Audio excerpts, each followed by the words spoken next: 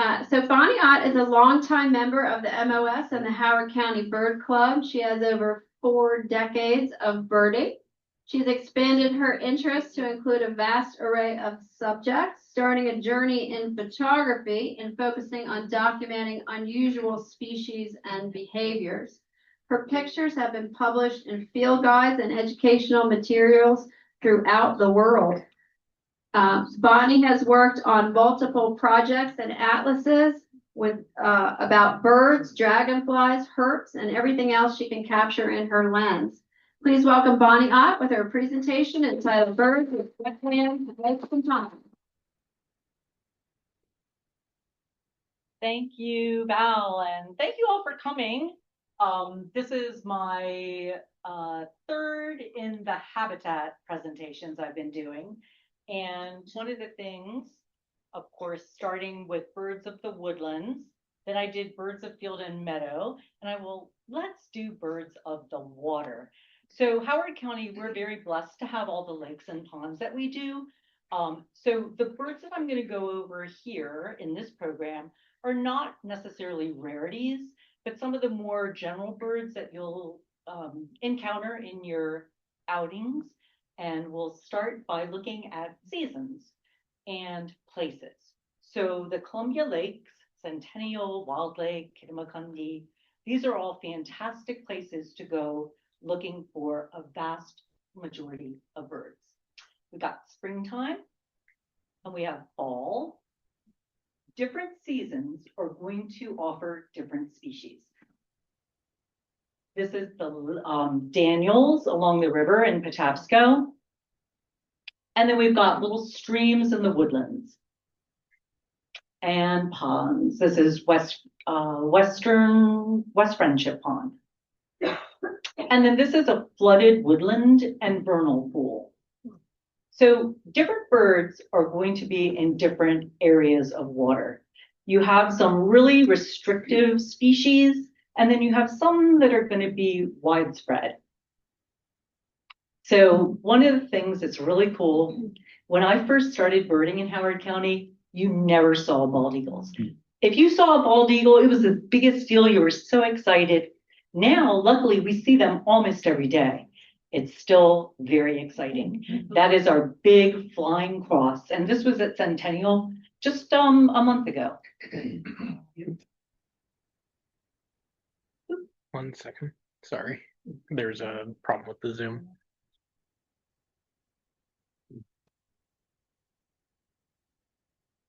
Try now.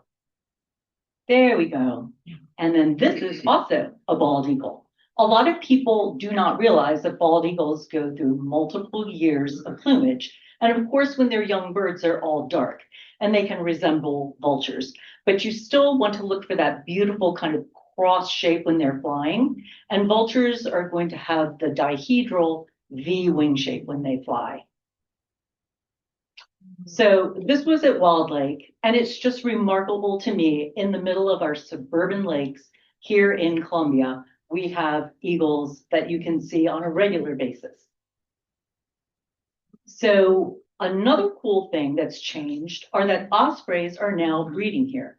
We have always had ospreys as migrants, and then they would come through, and you would see, maybe if you were lucky, some hang out in the summertime, but now we see them spring through fall. Of course, they leave, and unlike bald eagles, which will stay here all year, ospreys are going to be spring, summer, fall birds. So this was just last week at Centennial. I had an osprey trying to fish, and the geese were just relentless, chasing him anywhere he tried to drop down to catch a fish. Keep in mind that the Canada geese that we have here now in the summertime are not supposed to be here. These are the resident Canada geese that over the years have developed into becoming more of a problem. Traditionally, we would never have Canada geese here. They were brought here to be hunted. And then what they did was they just kind of developed into a non-migratory population, which now we have all summer long. So if we're going to look at birds by season, one of the coolest birds that we can encounter in the early spring is the migrant common loon. So this is a loon in breeding plumage. This was at Centennial Lake. But when you see loons in the springtime, most of the time it's like this. You'll see them singly or you'll see them in these large loose flocks. And it's not uncommon on a day in late April, early May, I would see maybe 50, 60 to 80 loons flying over in a morning. So they're not uncommon birds, but they don't come down onto the water that often. And they generally will like the larger bodies of water. So if I'm not really talking much about the reservoir, but we do have the reservoir. And since it's a little bit more difficult for people to access, I'm restricting this talk to a little bit more of the places that people will readily go to. So this is a beautiful little bird called a horned grebe. This is one that we get as a migrant. We'll get them sometimes in the winter and early spring. This is also a horned grebe. So back in the day, I used to know them as winter and breeding plumage, and now I think it's breeding plumage and non-breeding plumage. So if I lapse my terminology, it's really just you've got your breeding summer plumage and your winter non-breeding plumage. And so this is going to be your little horned grebe in his cute little winter plumage with his little water drops. So here's both of them together. You've got your breeding plumage and then your winter plumage, and that is the same bird. It's your little horned grebe. And these you will only see generally in the winter and early spring before they head up north. Now this little guy is our little pied grebe, as we like to call the little submarine. Pied-billed grebes like to go and drop down into the water like a little submarine, and they sink like a stone. So if you're looking at behavior on birds and you see a little bird just drop down in the water straight down and disappear, that is going to be your grebe. So this is your little pied-billed grebe. And then, of course, a really cool thing is that back in the day when I was young and starting birding here in Howard County, cormorants were non-existent. You never saw them. And now we see them pretty much every day. So this is a beautiful bird, that beautiful jade green eye. You know, when you see them from a distance, you really don't get to appreciate how gorgeous they are. But when they're, you know, relatively tame to photograph and hunting, you can get up fairly close to them. And then very often you will see them in flight now. So I'm looking for that great cormorant flyover. So I'm photographing every single cormorant that flies over. Double crested are the ones that we generally have, but there could possibly be great cormorant. And then Montgomery County, some other places have records of the neotropical. But what you're going to see here are the double crested. And our swans that we have. So tundra swans are going to be the most common swan that you would see, again, as a winter bird. And then in the spring, they're heading back up north. One of the things that's neat is that they usually migrate at night. And so if you're out at night, which I generally am not, you will sometimes hear their beautiful ethereal call flying over in the dark. Now, when I was a little girl, that book, Trumpet of the Swan by E.B. White, was one of my favorite books. I never thought that I would see trumpeter swans here. And even though this would be more of a rare species, they are appearing a little bit more regularly. This was a whole flock that came into Wild Lake. Man, I ran over there. I was like, I can't believe this. It was so exciting. Beautiful, beautiful large birds. Of course, basically hunted out of, you know, to almost extinction. So now, of course, they are coming back population wise. And then you can bird for a long time and suddenly they make a new species out of a bird that you've seen. So these two front birds are cackling geese. So now, of course, everybody's like, gotta get my little cackling goose. And you look through 5,000 geese on the lake to find those little ones. So you can see how clearly these are different head shape and a tiny bill. There are a lot of small Canada geese out there, but cackling geese are definitely different looking. What's really cool to me now too is that snow geese are becoming a more regular occurrence here. Again, this is cackling geese and snow geese are winter species. They go back up north to breed. And then this is a snow goose, obviously not the solid white, but mottled with his little white head, hanging out with the Canada geese. And there he is in flight in the center of that group. The snow geese would often, in the wintertime, hang out with the Canada geese at the lakes, and they would stay there overnight. And at dawn, first light, they would take off and leave to go hunt out in the fields. So if you wanted to see these birds, you often had to get there pretty early before they took off to go feeding for the day.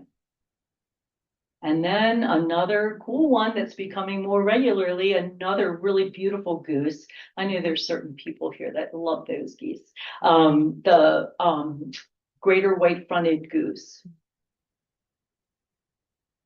So into the waterfowl scenario, here's a picture, and what you really want to look at is shape, shape, shape, shape, shape, shape. You've got your, let's see if my Top one. Yeah.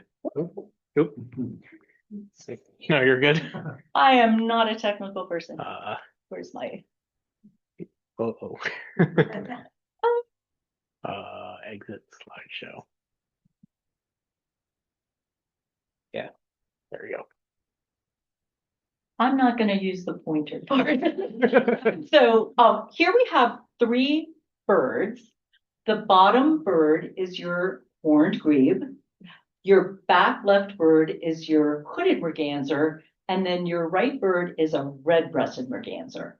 So all of these are going to be regularly common in certain seasons, with the exception of the red-breasted merganser. That is one of the hardest ones to see here in Howard County.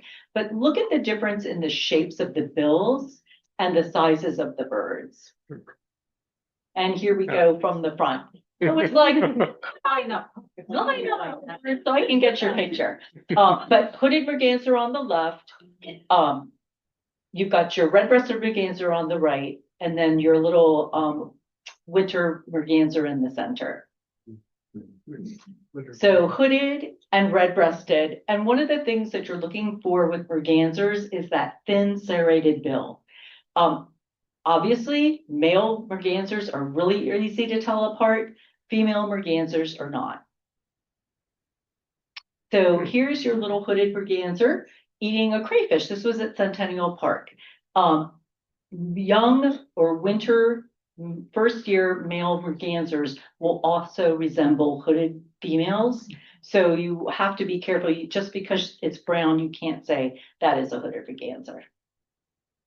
But one of the things that you will find is hooded mergansers are very common on your smaller ponds, and then also sometimes on the lakes. So you will find them basically in every wetland habitat.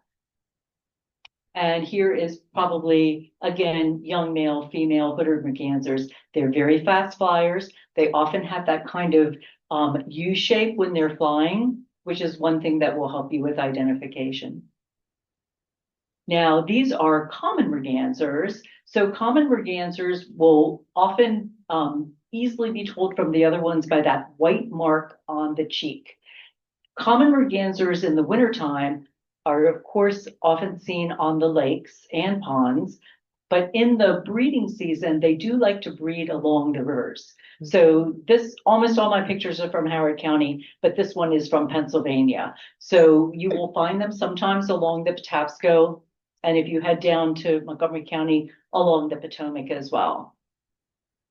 And here they are in flight, and you can see in flight with the females, with the brown heads, that little white wing patch, and then the males, they are very easy to tell apart. And if you see a duck in a tree, that's your wood duck, very well named, beautiful male, almost impossible to misidentify. And there we have one with the female, a little bit more subtle, but again, the shape of the head and that beautiful white eye ring. This is a young male wood duck, so obviously doesn't have the color to its head yet, but again, the shape of the bird and his little crest is a helpful field mark. And who's ever stepped along the edge of the pond and what comes squeaking out but your female wood duck? And often she'll flap and squawk, and that's because she's doing a display to try to distract you from her babies. And there we go. So one of the most common birds that you're going to see all year are the mallards. And we have very common habituated mallards. Wild mallards, I couldn't say that I've actually seen a wild mallard for some time. They tended to be a lot more skittish back in the day when I first started birding. You could not get near them. They would take off and fly. But most of the mallards now, you can walk right up to them. And I am definitely always trying to get ducks in flight. And sucker for baby pictures. So these are a group of little mallard babies, and they were chowing down on earthworms. This was over at Fawn Hill. So let's talk a little bit about a few ducks that you're going to find on ponds that are your dabbling ducks. So first of all, is it going to be bobbing up and tipping into the water, or is it going to be diving? You can have your dabbling duck section and your diving duck section. And that right there will cut your species in half to try to figure out what is what. This is on the front, female mallard, and then you have a male blue-winged teal and a female blue-winged teal. You can see how similar the teal is to the mallard with the plumage, but the size is smaller, and size is really tricky when you only have a single bird. But in this one, you can see the difference in the shape. So one of the things with a blue-winged teal female is that she has a really nice sloped forehead, and the male and female together. Now this is a green-winged teal female, and you can see a little bit more rounded head.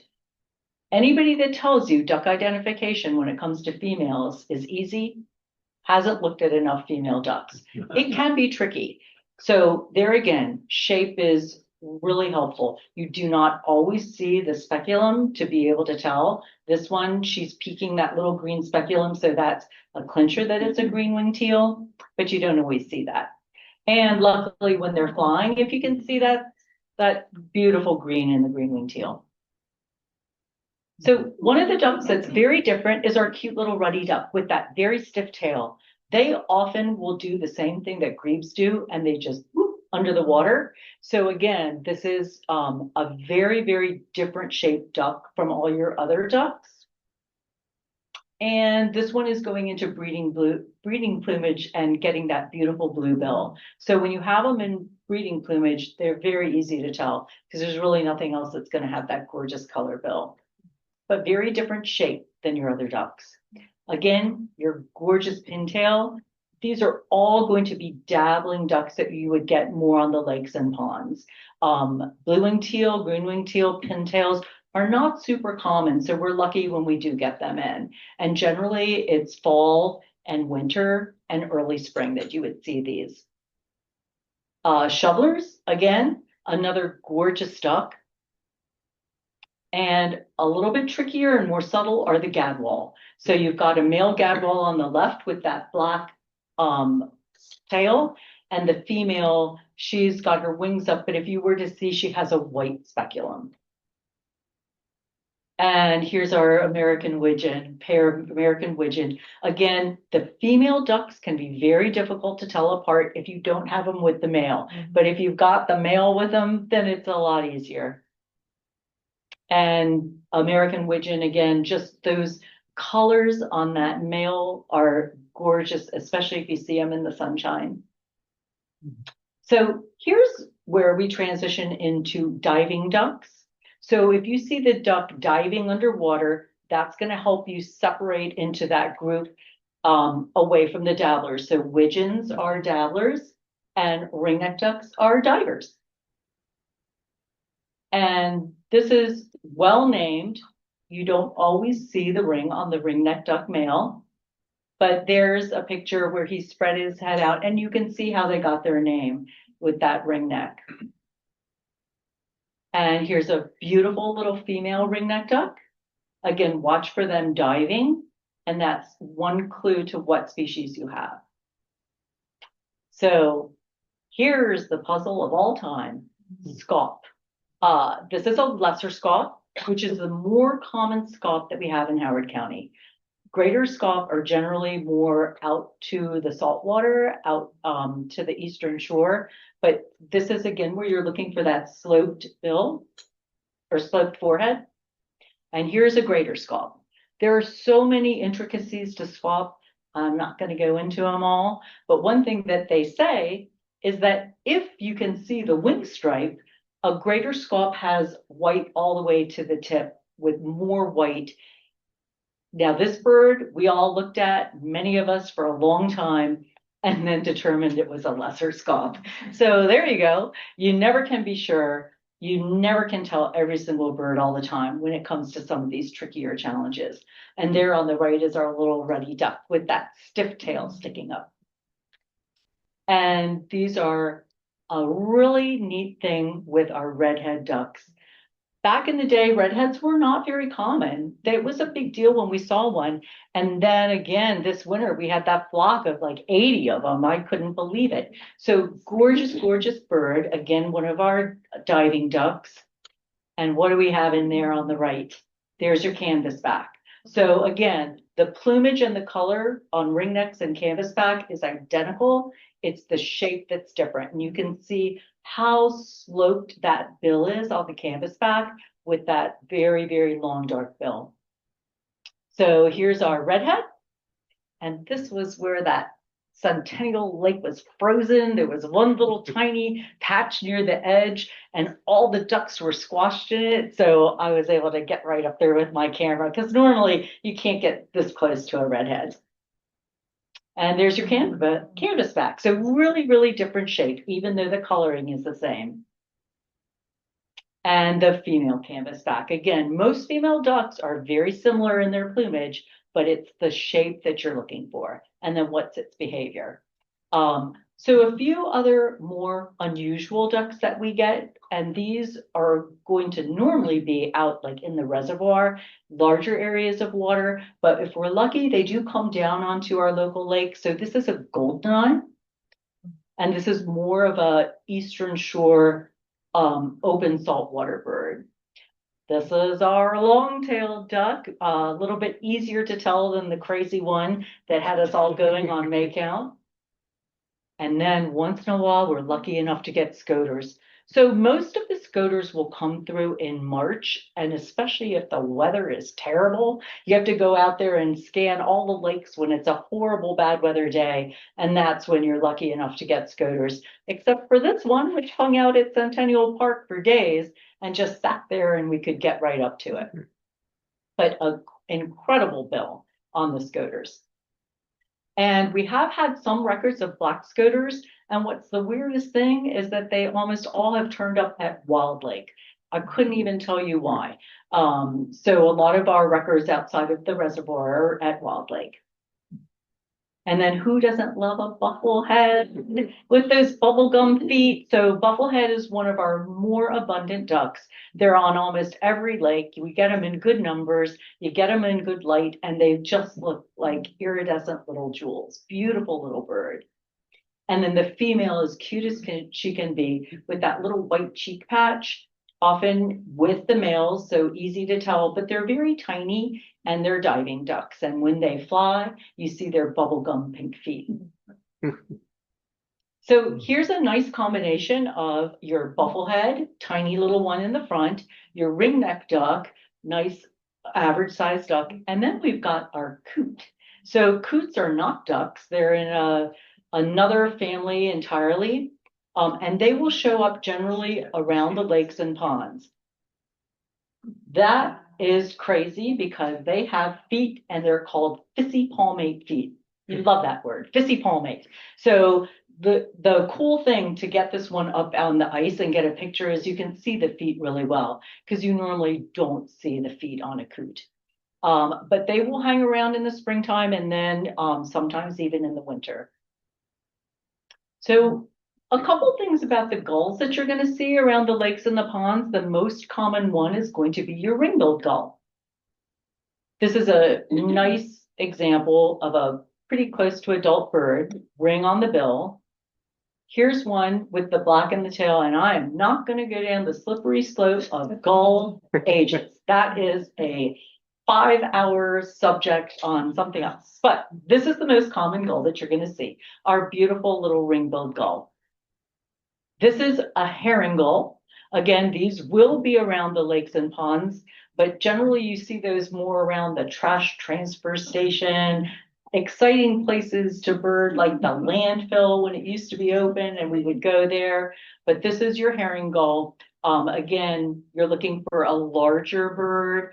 Generally, they're solid dark. You can see the ring-billed gull on the left and the size difference between the two. So ring-billed, most common, herring, and again, these are going to be around the lakes and ponds. Generally, the winter is the best time to see gulls, but if you're super lucky in the springtime and we have a little group of Bonaparte's gulls come through, that would be, and I looked every day that I could, I never got a lot of Bonapartes this year. They can come through the lakes, they'll be there for about half an hour to an hour, and then they move on.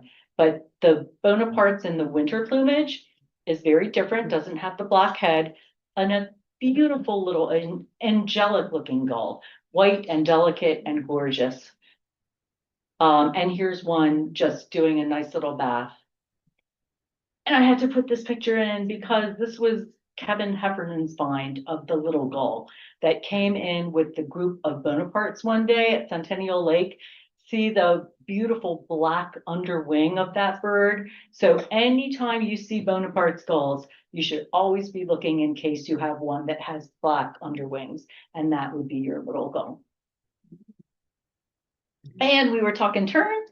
So springtime is perfect to see the beautiful Caspian tern, large red bill, forked tail. Very often they are around the local lakes, but this year was a really rough year for them. And I think it had a lot to do with the big die-off that happened up north last year. So we did have a few, but this would generally be a springtime bird that would move through the local lakes and diving for fish. And then we've got a few other very common birds for the water, are birds like our shorebird. So we have our killdeer. But the crazy thing with killdeer is that although you do find them around the water, a lot of times they're out in open fields because that is where they generally like to breed.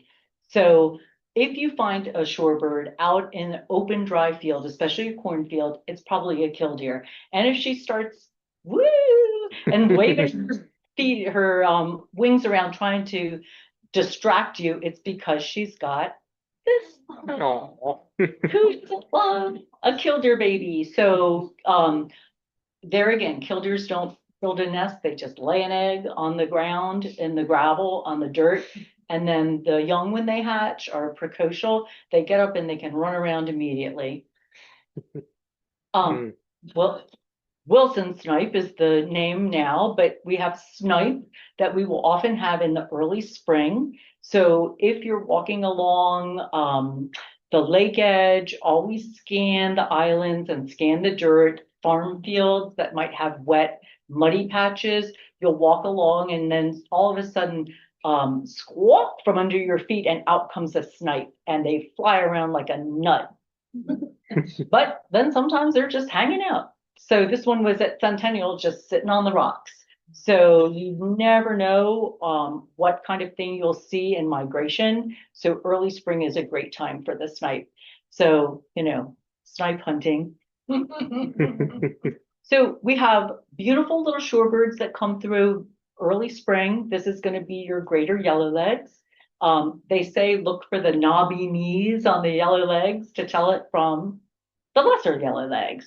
Both of these shorebirds you can get in our area, but generally you have to have something like our beautiful new Waterford Flats that was funded and built, which is wonderful shorebird habitat. And this is again lesser yellowlegs. So they're again looking for the color of the legs. And then if you hear them, that can be helpful because a greater is the 222 and then the lesser is 22. If you see very small shorebirds, we do have a variety of more rare ones that can come through, but the most common are going to be your least sandpipers. So this is a little flock of least sandpipers, and they'll show up really any of the local lakes if you have a patch of mud, and even in wet flooded fields. That's our little least. And the most common shorebirds that you see are spotted and solitary, and they will be just about any lake or pond. The spotted is in the front and the solitary behind. They both will bob their tails, but if you look, the shapes are quite different. The spotted has a very, very stiff winged flight when you flush them, and they often like and call as they fly away.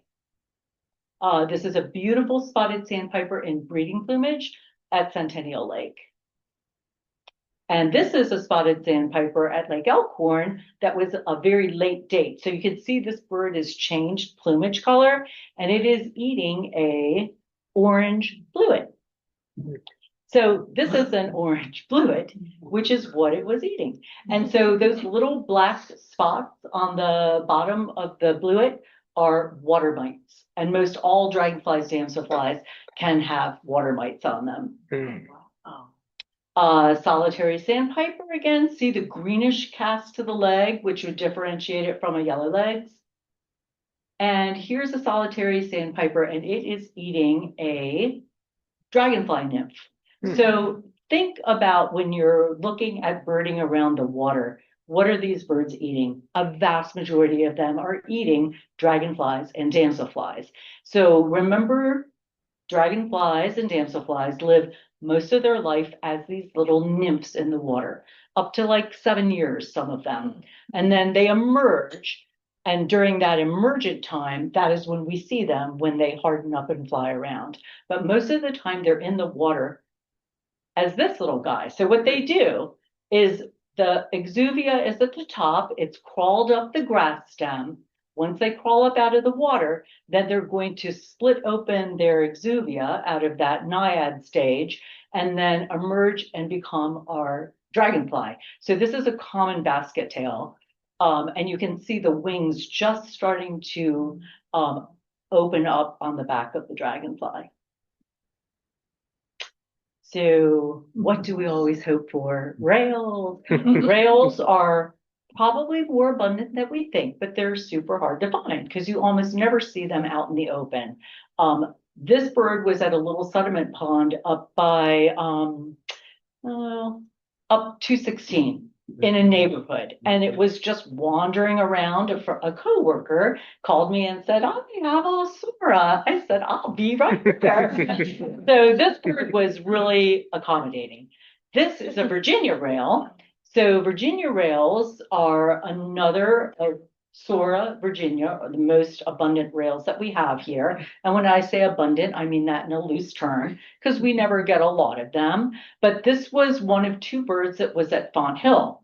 And these birds were there for quite some time. I think everybody that went to go see them was able to view them. So most of the time, you're only going to find rails if you luckily flush one, or you do tape playing. And then hope that one will answer. When I first played the tape at Font Hill with these birds, the one came out and walked right up in between my feet. They will like literally respond to tapes incredibly well. And what's bizarre, if anybody knows Schoolie Mill Park, that little sediment pond at the entrance, that had a king rail that stayed all summer one year in that tiny sediment pond. So what I'm saying is check every pond and area for the potential of rails. So our American bittern, always a hope for early spring migrant. This is how you normally see them, although this was taken at Blackwater, with the beautiful camouflage. And this is how I normally see them here, because I've stepped and then I was like, because there went the bittern, scares the heck out of me, and off they fly. And this is about the normal thing that you see when you have a bittern here. Unless you walk back to your car and there's a bittern sitting by your car on the, I'm like, what on earth? And so this bittern was at Fox Chase. I was like, got to be kidding me. This is like a miracle. And it just sat there and let me take pictures of it. But you never know. Egrets. So the different herons and egrets that we have here, they're going to start coming in the spring. We've just had our first grade egrets arrive, and then some of them will stay all winter, I mean, all summer long, but most of them will move on to breed. But large white heron, large white bird is going to be your great egret. When they're in flight, one of the things that you're always going to look for is what color are the feet. We have had very rare snowy egrets. There was one at Centennial years ago on May 6th. I still remember. But one of the things that you're going to look for in flight for that is, does it have yellow feet? Little blue heron. So little blue herons, when they're young birds, are white, but much smaller than a great egret, and the bill color is different. And then this is little blue heron adult, which is solid blue, and immature, which is white. Black crowned night herons, another one that we will have here all summer long. Wild Lake is a great place to see them. And this is your unmistakable adult bird. And very typically they're named well because they do like to hunt at night. So dusk is a good time to go and look for them along the edges of the lake. Yellow crowned night heron is one that we rarely ever had, but we do think now that they're starting to increase in population for Howard County. So this is an adult, again, very easy to tell, but the young birds can look almost identical. So this is a young yellow crown. This was at Centennial at the vernal pool, and it was eating crayfish. When you're looking at a young night heron, the first thing you want to look for is if it flies, which it probably will, how far do the feet extend past the tail? So yellow crowns, they extend all the way out past the tail. And if it's a black crown, you'll only see half the feet extending. So that's one thing, like all these little things that you learn over decades of birding to look for certain species, telling them apart. And then our beautiful green heron. Green herons now are fairly numerous and beautiful, beautiful cresting herons. Like oftentimes they'll crest their little heads up and you see that beautiful plume of feathers on the top. And they are nesting here. So of course, Wild Lake is a great place to look for them nesting wise. And an obvious baby with that fuzzy thing. So this is a green heron, and guess what's in its mouth? A violet dancer. So violet dancer is another one. You know you can't get through my program with it just being good. So this is a violet dancer, very common damselfly that we have here. Beautiful purple. They are in the hundreds.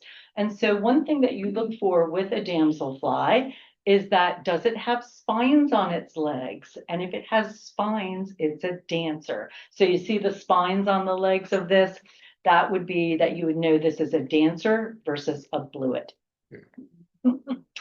So our great blue herons, who we are so lucky that we have great blues, and we are so lucky that they're so habituated to peoples that we can see them well. So this bird, is at Centennial catching and eating this fish, but see how they have that barbed tongue? That's how they get, when they catch the fish, to keep it in their bill before they swallow it down. So the barbs on the tongue are what help it, hold that fish before they swallow it down. Now, great blues take a risk when they decide to stay here all winter, because if it freezes over, they're not long for making it. So they stay in the hopes of getting the best breeding territory when things melt up and springtime is here. But if they get a frozen winter where they can't get to any food, unfortunately, you can see that vulture is just waiting. Oh. So guess what this great blue is eating? This great blue is eating a common green darner, one of our most common dragonflies. So this is a common green darner, also known as Anax junius. And one of the cool things is that it's a migratory dragonfly. The first ones that we see are migrants coming up from the south. And then later in the season, usually mid-April, end of April, we start to get our resident ones emerging out of the water. So, common green darner, again, a beautiful odonate dragonfly. And this one was one that I netted and I'm holding it. That's how I got this picture. Somebody once said, that's a great flight shot. I said, no, it's in my hand. So moving out of the herons, who, of course, if they stay here all year, they are battling out territory with the red-winged blackbirds. So this is a series, and I've seen this happen multiple times. The redwings get so mad when the great blues come into their territory. Do you think he is after this heron? He is attacking that heron. The heron doesn't care. Heron's like, whatever, get off me. And he is ripping the feathers out. The heron's walking and he's just riding on his back. So anyway, that is just so funny. And I've seen that so many times, but those are so aggressive. You can watch redwings attack each other, attack herons, attack eagles, attack everything. They are really, really something. But they are our most common blackbird around the lakes and ponds. Here is the female, looks completely different. A lot of people misidentify them as sparrows, which is understandable because they're streaked, but the bill is very different. And she's got a whole mouthful of fish flies to feed her babies. And she just fed the babies and now is coming out with the fecal sac. So baby birds poop into a little bag, which is so convenient, like a little diaper. And then the parent birds take it out of the nest and fly away with it and drop it someplace. So if you see the car. Yes, if you see a bird flying with a white thing and then it drops it, it's the fecal sac from the nest. And then this is your beautiful, of course, redwings are here all winter, I mean, all year. But keep in mind, they're one of the species that molts in the fall. So when you see them in the fall, they're in that kind of softer, almost female-like plumage where they're striped. But then what happens over the winter, the feathers wear off, those feather tips wear off, and then what emerges is that breeding plumage underneath. So some birds molt into breeding plumage, and some birds, the feathers wear off. And then what emerges is the breeding plumage. Meadowlarks do the same thing. And then here's a baby red-winged blackbird. That is a creepy looking creature. Oh. So when you go into March and wintertime, you can find the much more rare rusty blackbird. So rusty blackbirds have a different shape, but their habitat is completely different. So where redwings are around lakes and ponds, rusty blackbirds are generally in wet woodlands and vernal pool areas. So they have the habit of walking through the water in the flooded woodlands, and they flip leaves to eat. So you can see him flipping the leaves up, but rare and declining, very, very hard to find now. And so it's one that you always want to keep a lookout for when it's early springtime.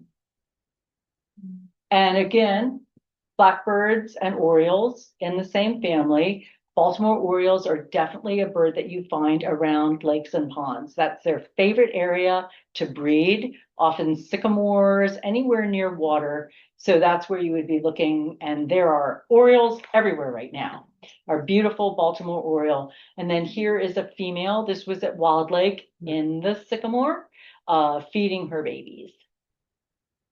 And here's our beautiful orchard oriole male. So orchard orioles will often be lakes and ponds as well. They nest in shorter trees, often in saplings. And that's our adult male. And then this is the male in his first year breeding plumage. So they look completely different in that first year as a male, and then they'll get the brick red the next year after. But they can definitely breed and raise young. And our beautiful female, soft, beautiful green oriole. Flycatchers are going to be another bird that you will find around lakes and ponds, and of course, our little willow flycatcher, which looks identical to the Acadian flycatcher. So again, it's by call, the little willow versus Acadian and calls being different. Willows are often in scrubbier area around ponds. Acadians are often more near rivers in wooded areas. So they both like water, but the areas that they like to nest in are quite different, and they look identical. Here's a little warbling vireo. This is a bird of our lakes, ponds, also will nest along streams and rivers. One thing that's maddening is that they're already nesting and they will sing from the nest. So I had one at Centennial the other day, right over my head. The bird singing like crazy. I couldn't find it, and I was like, "You're in that nest. I'll never find you." But I did see one nest building the other day. So very common bird now of lakes and ponds. And along with our little Eastern Phoebe, who they've already fledged babies. I've already seen some areas where they have fledged babies. So they will nest almost always under a bridge or some kind of structure, Wild Lake, Font Hill, any of the local lakes, and they're very sociable birds. So this Phoebe's eating an Eastern amberwing. So Eastern amberwings are one of our tinier dragonflies. Very, very small and beautiful, very abundant around our lakes and ponds. So here's our little Phoebe out hover gleaning over the water. But here's our northern rough-winged swallow feeding over the water. Very, very similar looking birds, but very different in their flight patterns.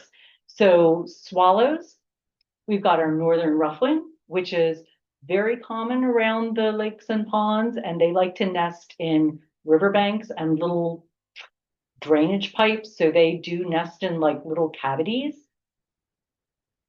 This is a bank swallow, which is only here as a migrant. You can see it's got a little necklet and a very tiny little bird. And we only see those as migrants generally in end of April and May.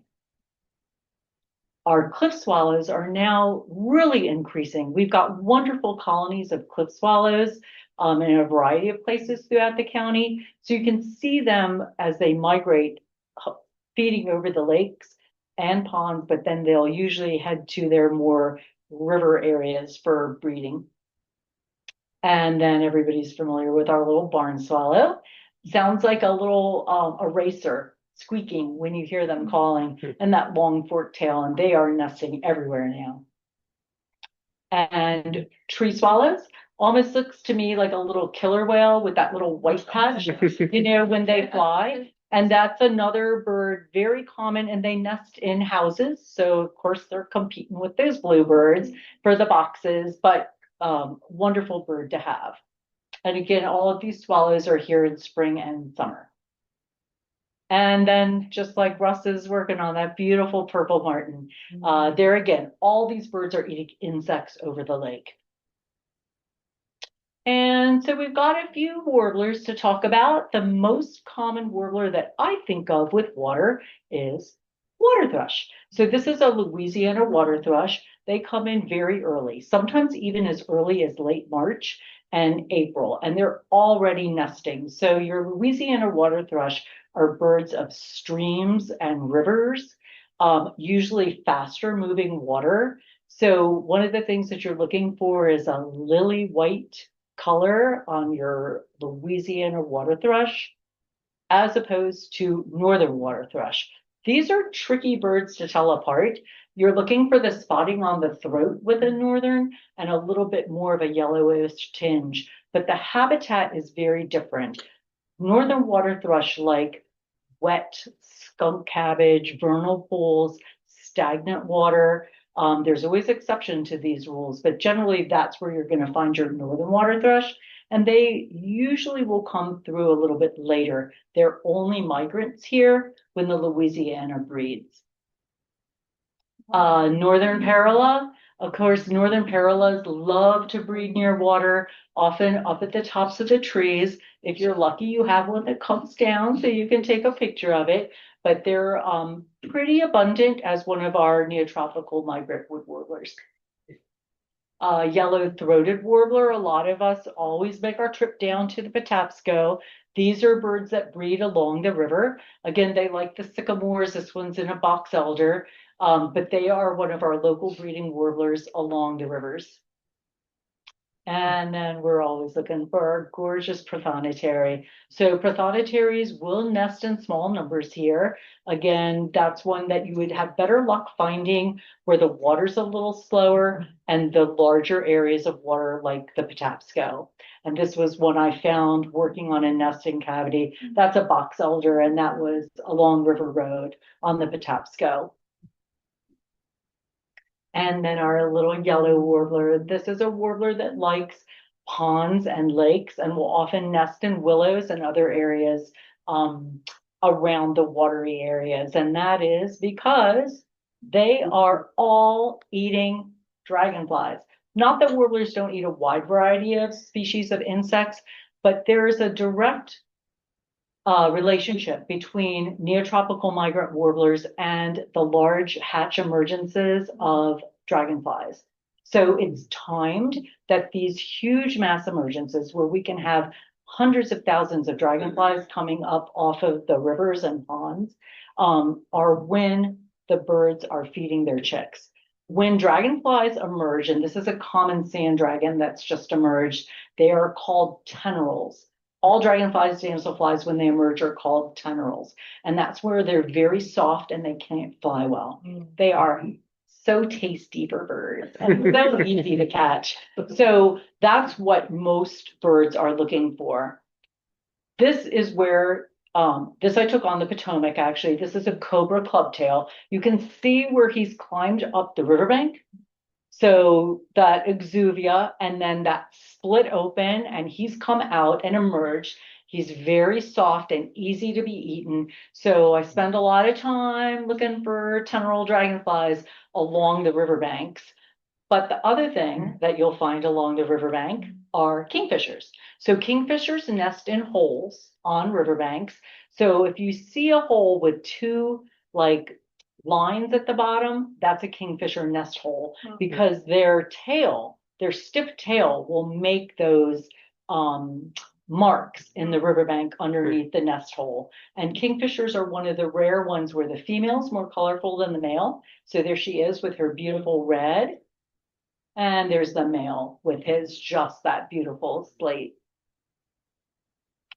And winter wren is one of the birds that you will find in wooded stream areas. Again, this is a winter bird. You'll have them in migration as well.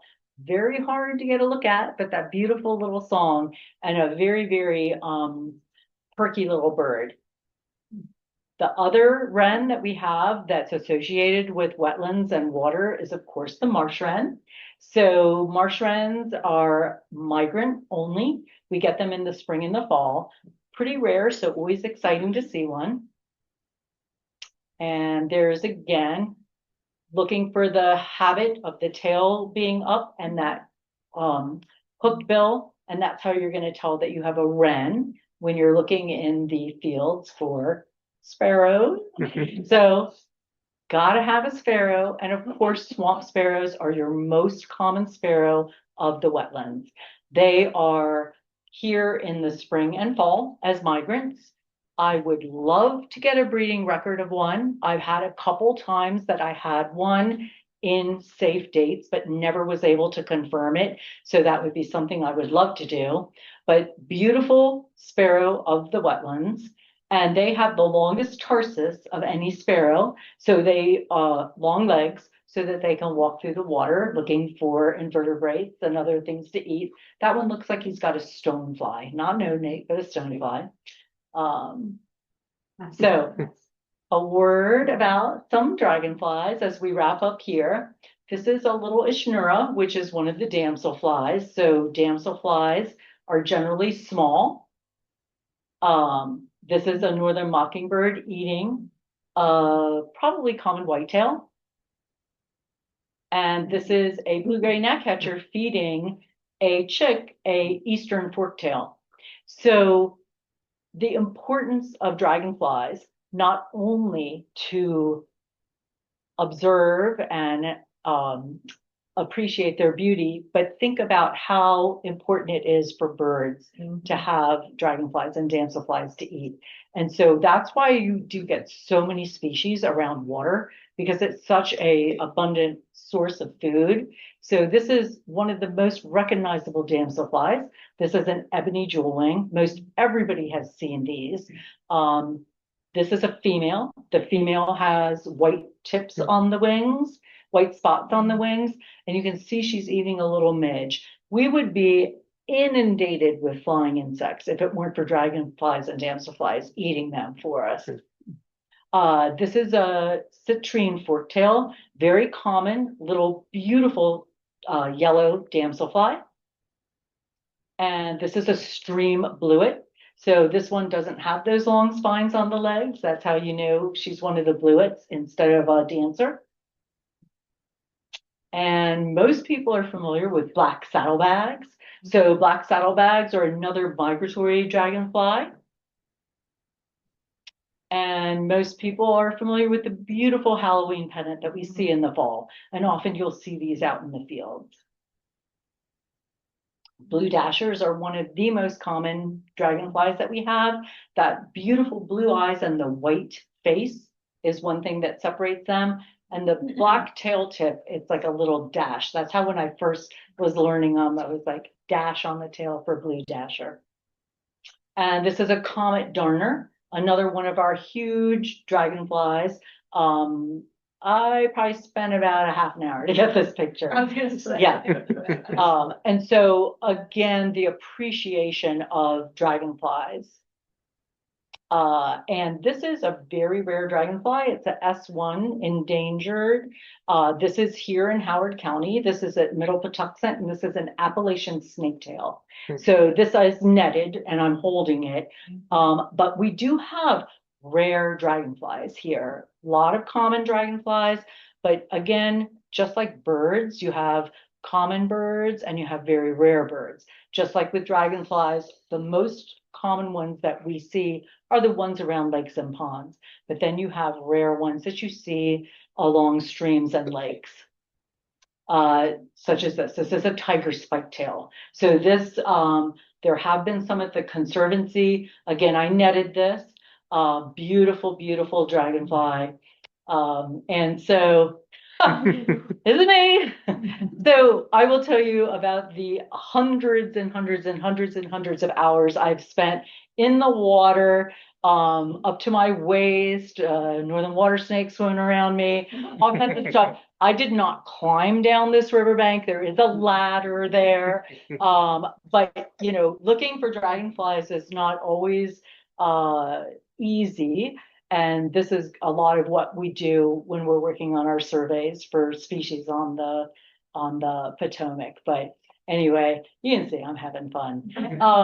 I do hope to do a dragonfly class and field trip this summer. So if it's something that people are interested in, learning the basics of the dragonflies that we have around, it'd be something I think that would be fun to do.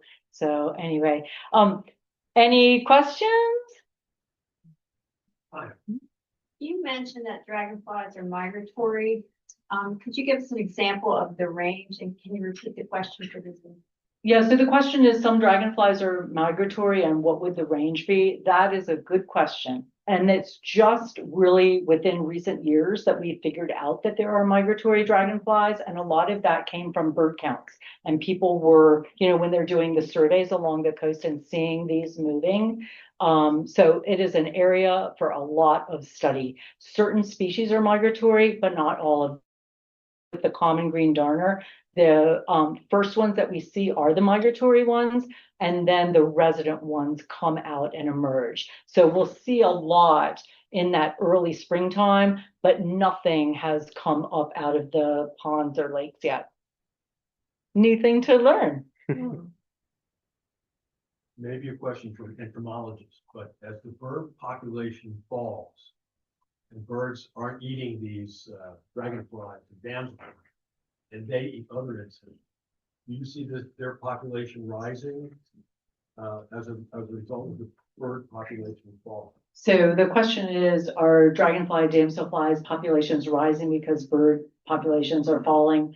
One of the things that's difficult now is that the global warming has altered some of these emergences. So the emergences are not timed for the neotropical migrant breeding populations any longer. So there's a disparity there with it not lining up any longer.